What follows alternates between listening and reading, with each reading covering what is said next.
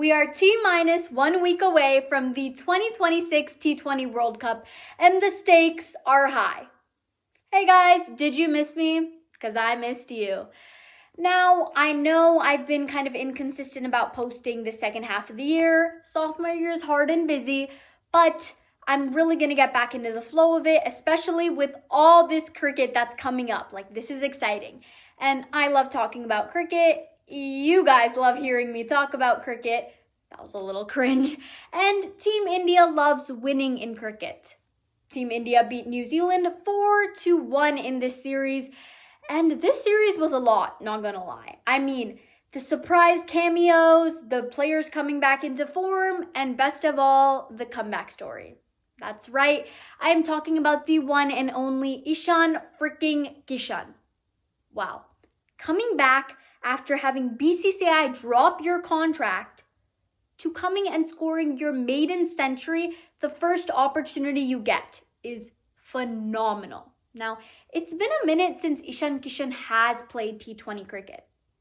Ishan KISHAN literally had BCCI dropped Ishan KISHAN's contract. I feel like that's rock bottom. Like, you can't get any lower than that. But did Ishan KISHAN despair? Did he think his career was over? No. He instead took this opportunity, but he took this hardship into his own hands and he wrote his own story. Ishan KISHAN went back to domestic. He captained Jharkhand to their first trophy in the Syed Mushtaq Ali tournament. In that tournament, he scored 519 runs and scored a century in the final. This definitely caught the selector's eye, and with his recent form and offering batting and wicket-keeping, he was selected for the T20 World Cup squad. But did that stop Ishan KISHAN? Was he happy with what he got? Well, obviously he was happy, but he didn't just stop there. He wanted to make sure he was a clear contender for the T20 World Cup playing 11. So what did he do? He took his opportunity and he seized the moment. He scored a half century in this series and he scored his inaugural maiden century with a strike rate of over 200, 103 off of 43 balls. Wow. Let's just take a moment to process that. Can we talk about a comeback story? Like, I'm fine with having all these fumbles in my life, going through hardships, as long as I get a comeback just like Ishan KISHAN did. And especially with the way that he's been playing. And what I truly appreciate is after all the hardship he went through, when there's a chance, he values it and he takes it. And he took that chance and he played it to the best of his abilities. Now, the real question is, who is going to play in the T20 World Cup? Because currently Tilak was injured. That's why Ishan was selected for the squad. But he was also selected for the T20 squad because his recent come into form. And recent come into form, I mean, he's in a hell of a form because Tilak's injured. Guys, cross our fingers, manifesting that both Tilak and Washi can play the World Cup, because these are two key players that we really, really like and will help us in the long run. But let's talk about it. It stings a little for Sanju, especially because this was his home ground. It would have been nice to see him get some runs on the board, especially because Sanju Samson, he's such a humble guy and he's a talented player. He has so much potential. You just want to see him achieve goals. You know, he's one of those players that he's just genuinely he seems like such a nice guy that you feel bad, you know? But not to take away from Ishan KISHAN's win, because he definitely deserved this.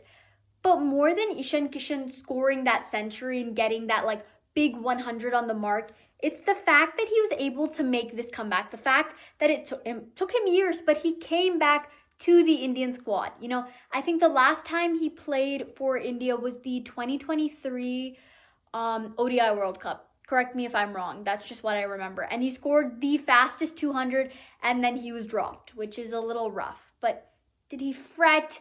Did he worry? Did he just not fail, but did he just give up?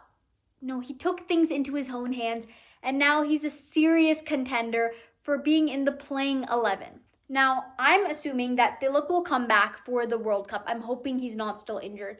And essentially, Tilak will play at 3. Now, you might be thinking, oh, well, isn't having lefty-lefty opening a little, not the best decision, you know, because you can get another bowler who can take those wickets. Sorry, my mind is blanking. I mean, while this is true, it just seems wrong not to play Ishan Kishan, especially when Ishan Kishan and Sanju Samson essentially give you the same skill set, like wicket-keeping batsmen.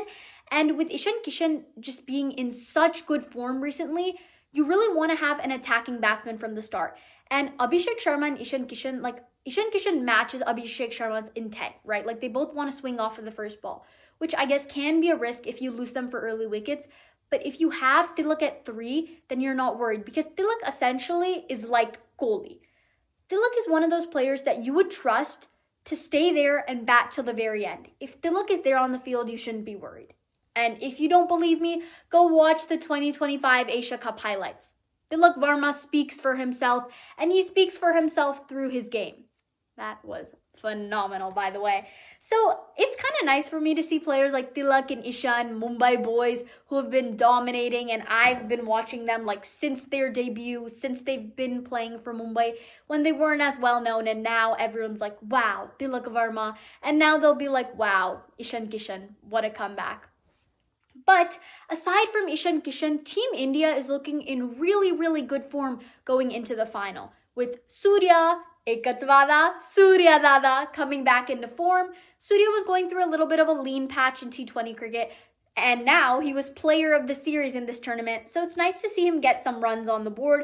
Surya is like an amazing T20 captain. We have such a good, like we've been winning so much with Surya. And guys, like knock on wood, like don't jinx it. But India's T20 squad has been going pretty good. ODI has been a little, and then Test, the whitewashes. I don't even want to get started into that. But T20 India has been pretty dominant in. So I'm sure you've all seen the Rohit Sharma ads, but if India win this World Cup, they will make history because they will be the first team to win 2 back-to-back T20 World Cups. Additionally, the first hosting team to win a T20 World Cup. So come on, let's rewrite history. Let's do this. But honestly, India is looking in such strong form in contention, especially after this series, with Dubey scoring a 19-ball half-century, Abhishek Sharma scoring a 14-ball half-century, almost breaking Yuvi's record. I'm convinced Yuvi came into the dressing room one day and had a bet with these players. He's like, let's see who can break my record or who can get the closest to breaking my record. Because it's so ironic that in this series, both Abhishek Sharma and Shivam Dubey came close to breaking Yuvi's record. I mean, Abhishek Sharma was 14-ball 50, Dubey was 19-ball 50. Also, Dubey, like, can we get some backing for Dubey? Because he's been, like, in such good form recently, which is really nice because Dubey is, like, a mammoth hitter. Like, Dubey's sixes go out of the ground. Another great player, Hardik. Hardik is in, like, peak form right now, which is really, really nice when you compare to what was going on with the T20 World Cup last year. Hardik came into the T20 World Cup last year being called a chapri, getting hated on, booed on by all these fans who once supported him simply because he was made Mumbai's captain. That was quite possibly the lowest point of Hardik's career. But look at him now. Hardik Pandya is the most clutch player in cricket. Hardik Pandya is quite possibly the clutch god. Like, you say clutch, I think Hardik Pandya. And I know I'm not alone out there. Let me just list off some players for you, right?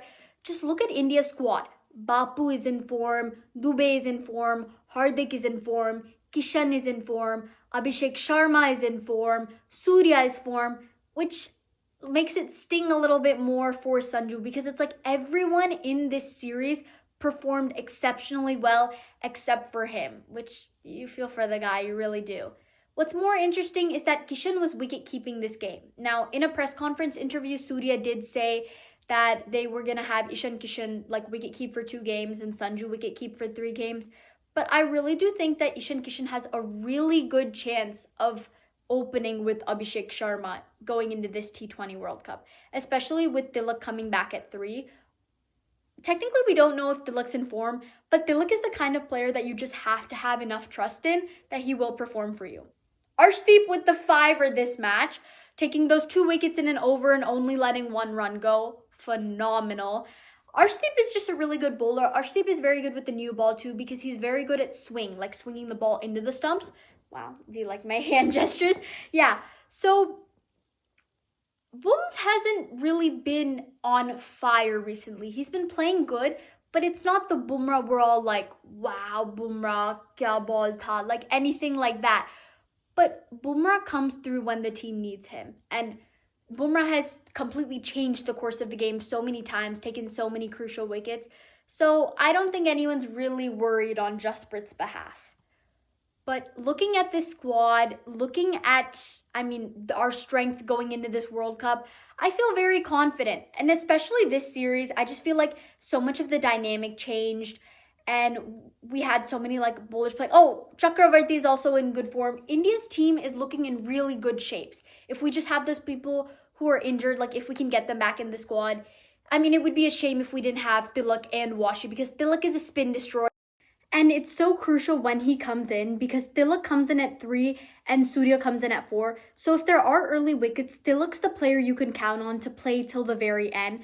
Additionally, it's also very good that Surya came back into form, because Surya and Tilak, essentially why they work so well at 3 and 4 is because they are spin destroyers.